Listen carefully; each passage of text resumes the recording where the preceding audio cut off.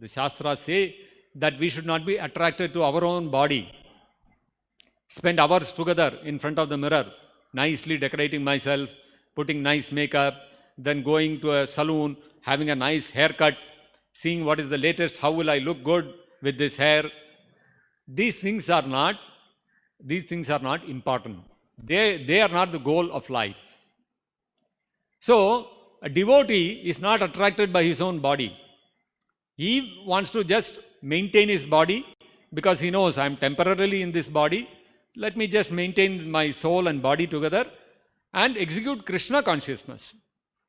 So, but then, fact is that attraction is coming from the soul. We cannot be free from attraction.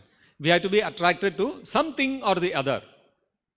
So, if we are not attracted to our own body, to maintain it nicely, to make it look nice and all those kind of things, then what do we get attracted to?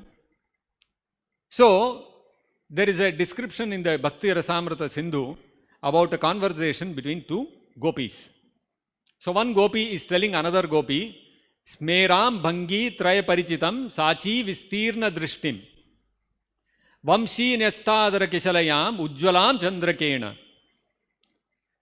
govindakyam haritanum itaha keshi tirtopakante ma prekshishtaha sake yeditava bandhu sangesti rangaha. So, this verse presents the philosophy in the opposite way. Means you say one thing, but you mean the opposite of that. So, one gopi is talking to another gopi. She is saying, Sake yeditava bandhu sangesti rangaha. If you have attraction, if you want to maintain your attraction and your relationship with all your relatives, bandhu sangha, if you want to continue your relationship with all your relatives, like your husband, your children, your fathers, your relatives and all that, then ma prekshishta, please do not see. What not to see? There is this young boy who is known as Govinda. And this Govinda, he has a haritanu, he has a very spiritual body.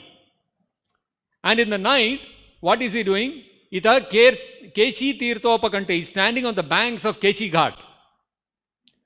And on the banks of the Keshi Ghat, Ujjwalam Chandrakena, in the moonlight, Chandrakena, Ujjwalam, he is looking very effulgent and brilliant. And that brilliant Govinda, he is standing in the moonlight on the banks of Keshi Ghata. What is he doing? He is Smeram, he is slightly smiling. And with that bewitching smile of his, Bhangi Trayam, over and above that, his body is bent in three places. His neck is bent, his arm is bent, his waist is bent, and his knee is also bent. So in three places, he is bent and he is standing like that. And what is he doing? He is Vamshi Nestadhara Kishalayam. So he has kept a flute on his lips. And that flute appears like a fresh twig of bamboo which has been taken out, and he is playing that flute.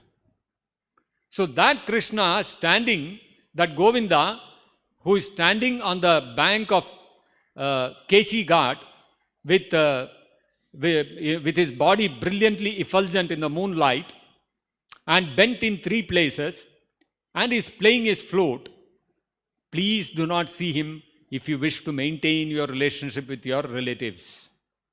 If you want to maintain your attraction towards your relatives, please don't look at him.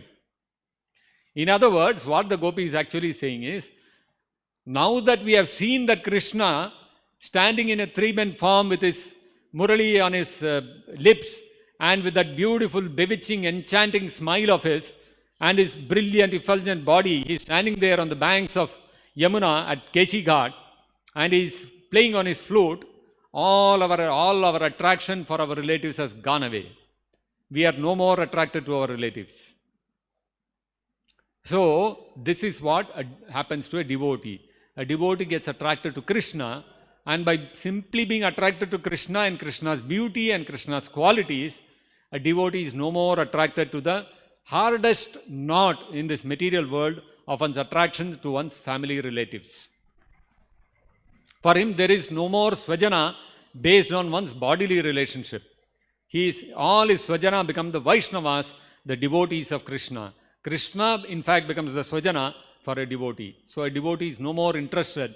He has lost that attraction for the bodily relatives or for maintaining his own body. So this is a devotee's position. He is no more attached to his body. He is no more attracted to his body. He is enamored simply by the beauty of Krishna. And that is enough. That is so intoxicating that all other beauties in the world pale in comparison.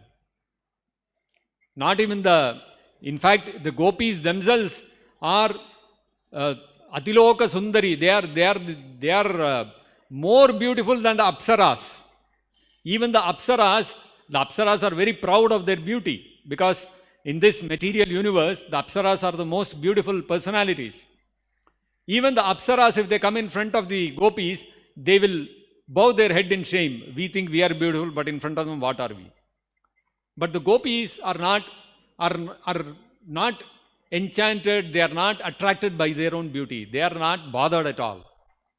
When Krishna stands in Vamshivata and plays his flute, all the gopis start running towards Krishna. They don't bother to dress themselves properly. So much so that once when Krishna blew the flute for the Rasa dance and the gopis started running from their home, Radharani also started running, and very hastily, this is in the middle of the night. So she got up and immediately, took some cloth, put it on and started running. And then another gopi, she was also running with her. Suddenly she looked at Radharani and she said, "Hey Bavri, what are you doing?" Bavri means in Brajavasha, it means, you are a mad girl. In Tamil they say, Paityakari. "Hey Paityakari, what are you doing?" So Radharani said, "What happened? One eye you applied kajal, another eye you have not applied kajal. What is this? And you are going like this to see Krishna?" She said, "I don't know. I just want to see Krishna." And then the gopi said, "Wait. There was one stone lying there. She rubbed her finger on that, and she got the kajal out of that, applied it to Radharani's lotus eyes, and said, 'Okay, now go.'" So even today, that stone is there in one village in Braj. And you go there, even today, you rub that stone, you'll get kajal out of it. So the gopis, when they ran towards Krishna, they just did not bother about themselves. Somebody was wearing the upper garment above, and the upper garments which are supposed to be worn above, they were wearing it below, and the lower garment they were wearing on the upper side of the body. They had not applied proper kajal, no proper decoration, nothing. They simply, the moment they heard Krishna's flute, they started running. Whereas today, you all know how it is. A woman, if she sits in front of the mirror, finished. There will be no consideration of time. So it is the gopis were not like that. They were not bothered about their personal beauty. They were so enamored by Krishna's beauty that everything else they forgot.